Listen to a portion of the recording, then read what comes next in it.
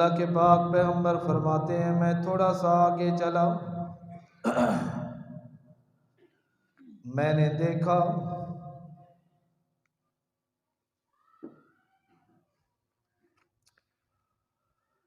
اللہ کے پاک پیغمبر فرماتے ہیں میں تھوڑا سا آگے چلا اور میں نے دیکھا ایک آدمی پانی کے اندر تیر رہا ہے اور پتھر ہیں اس کے ہاتھ کے اندر اور وہ ان پتھروں کو کھا رہا ہے۔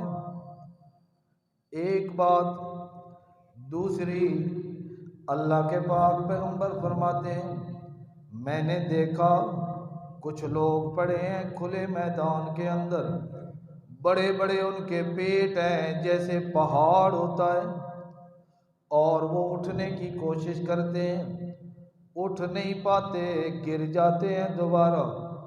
تیسری بات، اللہ کے پاک پیغمبر فرماتے ہیں میں نے دیکھا بڑے بڑے پیٹ ہیں ان کے، اور ان کے پیٹوں کے اندر سانپ اور بچھو بھرے ہوئے ہیں اور مجھے نظر آ رہے ہیں۔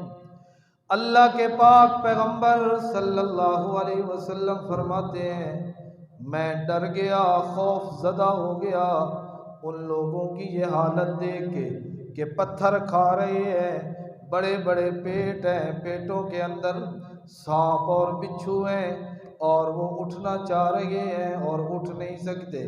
میں نے جبریل امین سے پوچھا جبریل امین بتلا یہ کون لوگ ہیں جو اس سخت تکلیف اور اس سخت عذاب کے اندر ہیں؟ اللہ کے پاک پیغمبر صلی اللہ علیہ وسلم فرماتے ہیں مجھے جبریل امین نے بتلایا اللہ کے پاک پیغمبر یہ آپ کی امت کے وہ لوگ ہیں جو دنیا کے اندر، جو اپنی زندگی کے اندر سود کھایا کرتے تھے۔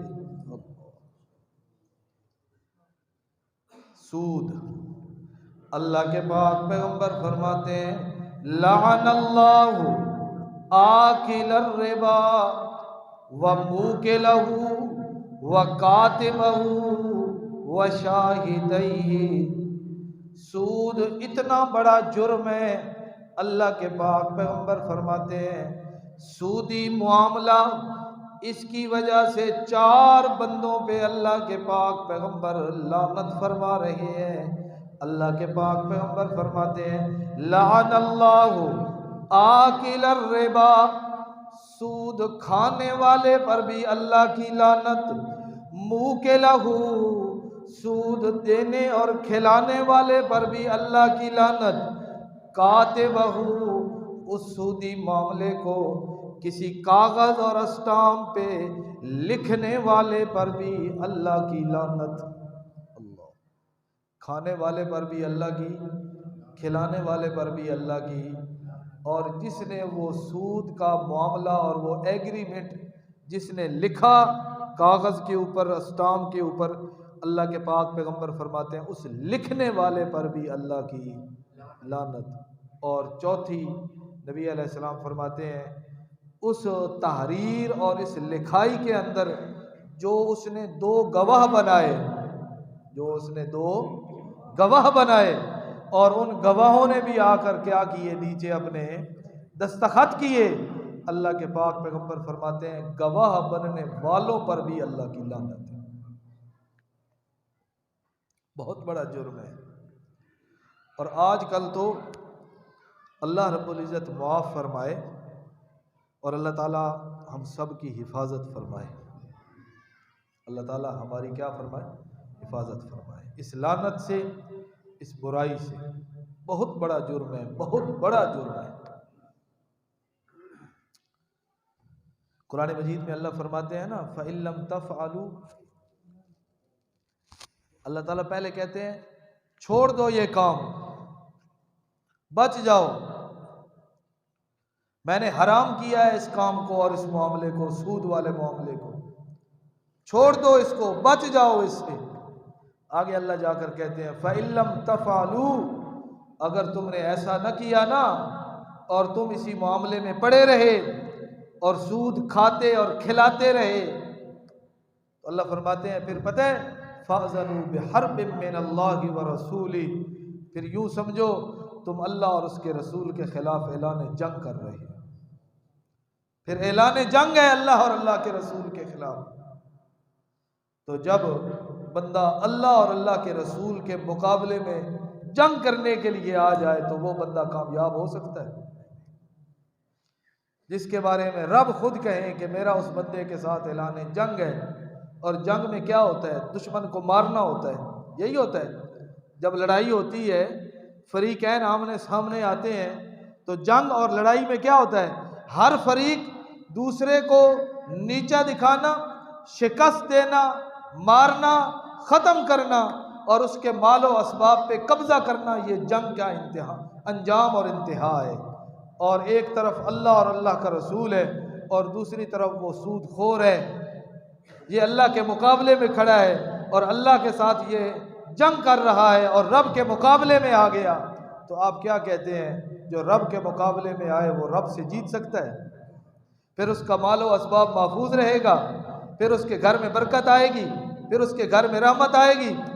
کسی صورت کے اندر یہ بات ممکن نہیں ہے کہ جس چیز کو رب نے حرام کہا ہو ہم وہ کام کریں، ہم وہ چیز استعمال کریں، ہماری غذا کا حصہ بنے، ہمارے لباس کا حصہ بنے، ہم حرام کھا کر، حرام پہن کر، حرام کھا پی کر اپنی اولادوں کو کھلا کے اور حرام کے ذریعے اپنی جائیدادیں مربع اور زمینیں بنا کے اور حرام کے ذریعے اپنے کاروبار اور دکانیں بنا کے اور چمکا کے کبھی بھی اللہ کے ہاں کامیاب ہو سکتے نہیں، پکی بات ہے۔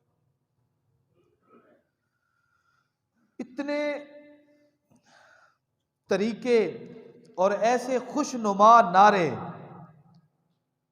غیر مسلموں کی طرف سے، اصل اس کی بنیاد تو غیر مسلم ہے، ان کی طرف سے خوشنما نعرے دے کر انہوں نے یہ کام بالخصوص سود کا یہ مسلمانوں کے اندر عام کر دیا۔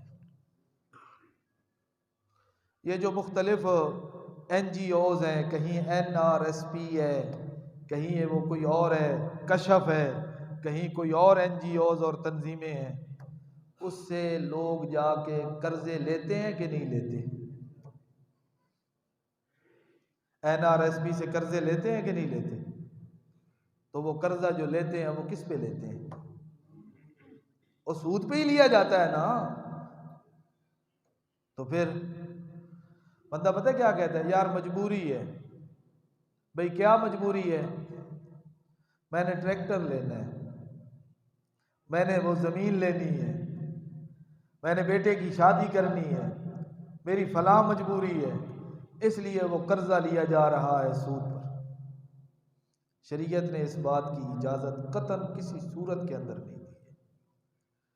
جب فصل کی بجائی کا موسم آتا ہے، پھر یہ تنظیمیں اور یہ NGOs پھر سود پہ قرضہ اٹھا کے دانے لے کے پھر زمین کے اندر ڈالتے ہیں، اور پھر سال کے بعد جب رزلٹ اور نتیجہ آتا ہے تو نتیجہ ہوتا ہے 0۔